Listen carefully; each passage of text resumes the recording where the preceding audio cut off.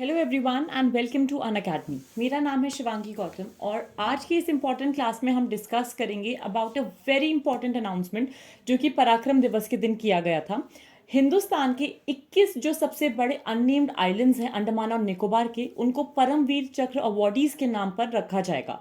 अब इसके पीछे का जो निर्णय था वो क्यों लिया गया, किसके सर्कमस्टांसेस में लिया गया, कौन से वो 21 परमवीर चक्र अवॉर्डीज हैं जिनके नाम पे ये 21 आइलैंड्स के नाम रखे जाएंगे, आइए एक एक करके जानते हैं।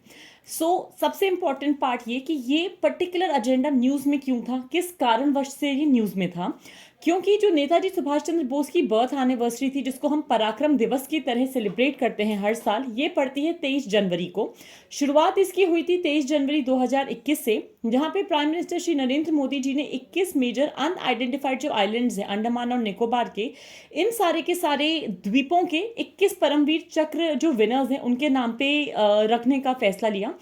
परमवीर चक्र अब क्या है, क्यों ये इंपॉर्टेंट है, किस तरीके से ये जो भारत का सर्वोच्च शौर्य सैन्य सम्मान ये माना जाता है, इसके अंडर कौन से रेसिपिएंट्स हैं, एक एक करके आइए हम वो भी देखेंगे। अब सबसे प्रोमिनेंट सवाल हमारा ये है, एंड हम जिस पार्ट में स्टार्ट करेंगे हम देखेंगे कि अंडमान और निकोबार का सिग्निफिकेंस क्या था हिंदुस्तान के इंडिपेंडेंस में। फिर हम जानेंगे कि सुभाष चंद्र बोस जिनके नाम पे ये पराक्रम दिवस है, जिनकी बर्थ को हम सेलिब्रेट करते हैं, उसका इंपॉर्टेंस क्या था। अलॉन्ग विद दैट परमवीर चक्र क्या होता है, किसको दिया जाता है, और ये 21 शूरवीर कौन है जिसके नाम पर या जिनके नामों पर अंडमान निकोबार के इन अननेम्ड आइलैंड्स का नाम रखा जाएगा। अब अगर हम अंडमान निकोबार की बात करें तो अंडमान और निकोबार पहले कंट्रोल करते थे डच, और उसके बाद ही ब्रिटिशर्स के पास आया, जहां पे ब्रिटिशर्स से इसको ले लिया था जापानीज ने during the second world war 3 सालों के लिए, 1942 से 45 के दौरान। ये जितने भी आइलैंड्स हैं ये फॉर्मली दिए गए थे सुभाष चंद्र बोस की आज़ाद हिंद सेना, मान सकते हो आप उसको, 1943 में। लेकिन इफेक्टिव कंट्रोल था जो, वो तब भी जापान का ही था अंडमान एंड निकोबार के ऊपर। उसके बाद पहली बार सुभाष चंद्र बोस ने भारत का जो झंडा फहराया था वो 1943 में अंडमान एंड निकोबार आइलैंड्स में ही फहराया था। और इसी के साथ साथ अपने डिपार्चर से पहले जब वो गए थे, उन्होंने अंडमान और निकोबार का नाम रादर, अंडमान को शहीद या मार्टियर्स आइलैंड और निकोबार को स्वराज या फ्रीडम आइलैंड के नाम से उन्होंने ये 2 नाम दे दिए थे इन दोनों द्वीपों को। अब अगर हम बात करते हैं परमवीर चक्र की, जो कि हाईएस्ट मिलिट्री डेकोरेशन है हिंदुस्तान का, भारत का सर्वोच्च शौर्य सैन्य सम्मान है, ये कब इंस्टीट्यूट हुआ, कब से दिए जाने लगा, ये पूरी स्टोरी को हम जानते हैं। तो 26 जनवरी 1950 से, यानी जिस दिन से हम गणतंत्र दिवस मनाते आए हैं, जिस दिन से हमारा कॉन्स्टिट्यूशन इन इफेक्ट आया है, उस दिन से ये वीरता पदक दिए जाने लगा, जहां पे ये मोस्ट कॉन्स्पिक्वस ब्रेवरी के लिए दिया जाता है in the presence of enemy. मतलब दुश्मनों की उपस्थिति में जो भी उच्च कोटि शूरवीरता या त्याग के लिए प्रदान किया जाता है, ये उस पर्टिकुलर कैटेगरी के अंडर आता है। जहां पे इसका जो डिजाइन है वो किया गया था श्री सावित्री खनोलकर ने, और इसके डिजाइन का जो इंस्पिरेशन है वो लिया गया है ऋषि दधीची से, जहां पे ये मेडल ब्रॉन्ज में बनाया गया है। सेंटर में स्टेट का एम्बलम आता है या राज्य चिन्ह आता है। इसी के साथ साथ 4 जगह जो इंद्र का वज्र है उसका रेप्लिका बनाया गया है। और दूसरी तरफ अगर आप देखोगे जो शिवाजी है उसका जो उनका जो स्वॉर्ड है वो भी बनाया गया है। अलॉन्ग विद दैट 32 मिलीमीटर का ये पर्पल कलर का, अगर हम बात कर रहे हैं, रिबन होता है जहां पे ये दिया जाता है। अब अगर हम बात कर रहे हैं पराक्रम दिवस की, तो पराक्रम दिवस क्या है, कब मनाया जाता है, आइए वो भी जानते हैं। पराक्रम दिवस 23 जनवरी 2021 में पहली बार मनाया गया था, जो कि नेताजी सुभाष चंद्र बोस की 124वीं वर्षगांठ थी या उनका बर्थडे था। इनका जन्म हुआ था 1897 में कटक उड़ीसा में, लेकिन पहली बार हमने 2021 में इसको मनाना शुरू करा।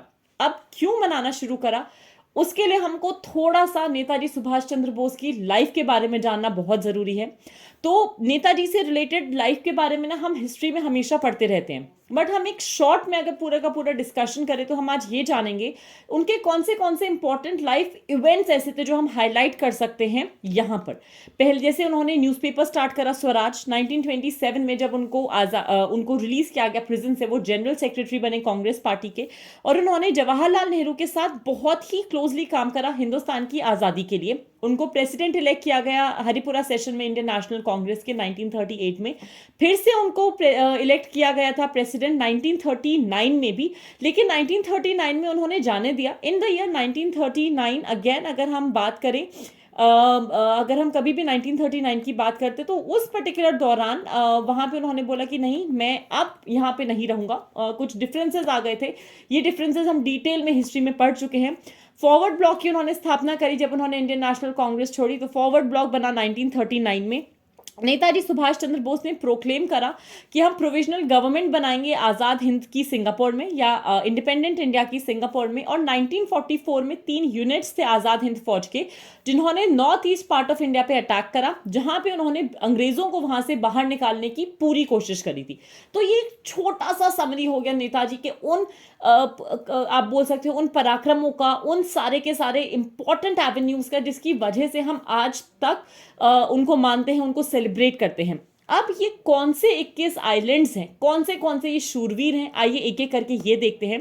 पहला आइलैंड होगा हमारा सोमनाथ आइलैंड, जो कि मेजर सोमनाथ शर्मा के नाम पे रखा जाएगा। मेजर सोमनाथ शर्मा आप यहाँ पे इमेज में भी देख सकते हैं, पहले ऐसे रेसिपिएंट थे परमवीर चक्र के, या प्रथम परमवीर चक्र प्रतापकर्ता थे, जो कि मार्टियर हो गए थे, जो शहीद हो गए थे बडगाम की लड़ाई में। उसके बाद आए थे ऑनररी कैप्टन करम सिंह जी, जिन्होंने पाकिस्तानी आर्मी को बहुत जद्दोजहद से रोका था कि वो तितवल सेक्टर जो है जम्मू एंड कश्मीर का, उसमें ना जाए, जो पहला हिंदुस्तान और पाकिस्तान का वॉर हुआ था उस पर्टिकुलर टाइम पे। फिर जो तीसरा आइलैंड आता है वो आया है राणे आइलैंड। ये रखा गया है लेफ्टिनेंट रामा रघोबा राणे के नाम पे, जिन्होंने हिंदुस्तानी फोर्सेस की मदद करी कि वो जो राजौरी सेक्टर है जम्मू एंड कश्मीर का, उसको ऑक्यूपाई कर पाए। चौथा आइलैंड आया है नायक जादूनाथ सिंह के नाम पे, जो मार्टियर हो गए थे। उन्होंने अपना पोस्ट डिफेंड कर रहे थे तेन धार में, जो नौशेरा के पास है जम्मू एंड कश्मीर में, जहां पे वो फिर से कोशिश कर रहे थे कि पाकिस्तान कुछ भी करके जो टिटवल सेक्टर है उसको ऑक्यूपाई ना कर पाए। अगला आइलैंड जो आता है वो आया था शैतान आइलैंड, जो कि मेजर शैतान सिंह के नाम पे रखा गया है, जिन्होंने एक बहुत ही बहादुरी से लड़ाई रखी थी या करी थी अगेंस्ट द चाइनीज, जब उन्होंने कमांड करा था एक प्लेटून रिजांगला में जम्मू एंड कश्मीर में। अगला आइलैंड आता है कंपनी क्वार्टर मास्टर हवलदार अब्दुल हामिद के नाम पे, जो द हामिद आइलैंड, जिन्होंने एक jeep mounted RCL gun detachment को कमांड करा था इंडो पाक वॉर 1965 के टाइम पे। फिर अगर हम आगे चले, हमारे पास आता है सूबेदार मेजर संजय कुमार आइलैंड, जिन्होंने रिकैप्चर करने में मदद करी थी फ्लैट टॉप पॉइंट को। और सूबेदार मेजर योगेंद्र सिंह यादव, जिनके नाम पे योगेंद्र आइलैंड का नाम रखा गया है, जो इंटेंस फायरिंग या ताबड़तोड़ फायरिंग के अंतर्गत आए थे। स्ट्रॉन्ग पॉइंट जो थे टॉप ऑफ टाइगर हिल उस टाइम पे। फिर आता है सिखोन आइलैंड, जो कि फ्लाइंग ऑफिसर निर्मलजीत सिंह सिखोन को दिया गया था। ये मार्टियर हो गए थे after engaging in an intense fight with Pakistani Sabre aircraft, और इनके जहाज के पीछे 6 पाकिस्तानी सेबर एयरक्राफ्ट उड़ रहे थे।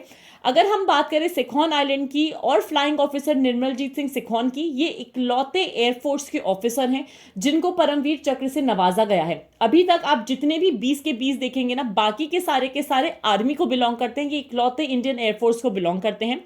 मेजर रामास्वामी परमेश्वरन, जो मार्टियर हुए थे श्रीलंका में, उनके नाम पे है रामास्वामी आइलैंड। फिर हमारे पास आया है Batra island after the very famous captain Vikram Batra, जो मार्टियर हो गए थे जब वो एक फीचर कैप्चर करना चाहते थे पॉइंट 4875 का लद्दाख में।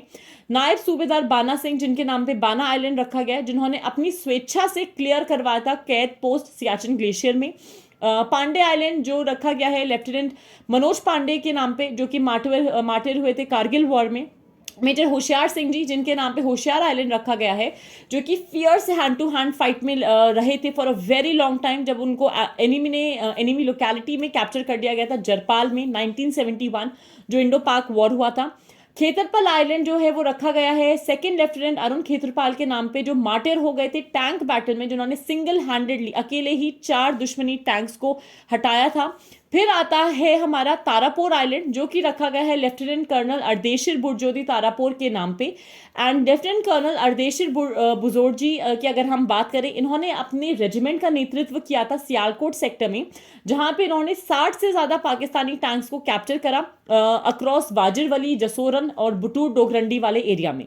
फिर आता है एका आइलैंड, जो कि रखा गया था आफ्टर लांस नायक एल्बर्ट एका, जो कि मार्टियर हो गए थे गंगा सागर के युद्ध में, जहां पे उन्होंने 2 पाकिस्तानी सोल्जर्स को हैंड टू हैंड कॉम्बैट में हराया।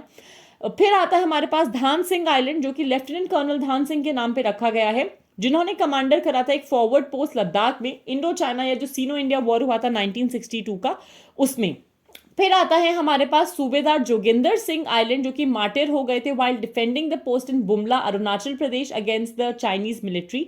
और कंपनी हवलदार मेजर पीरू सिंह, जिनके नाम पे पीरू आइलैंड आया है, जो मार्टिर हो गए थे while capturing a Pakistani post in the Tithwal in Jammu and Kashmir. फिर आता है हमारे पास सलरिया आइलैंड, जो कि कैप्टन GS सलरिया के नाम पे है, जिन्होंने बहुत सफलतापूर्वक बचाव किया था यूनाइटेड नेशंस के हेडक्वार्टर्स का एलिजाबेथविल में। एलिजाबेथविल जो जगह है वो डेमोक्रेटिक रिपब्लिक ऑफ कॉन्गो में है, और उस वजह से ही इनको भी परमवीर चक्र से नवाजा गया था। सो आज की क्लास में मेरी तरफ से इतना ही। Stay tune for more at Unacademy. Thank you so much and have a fantastic day everyone.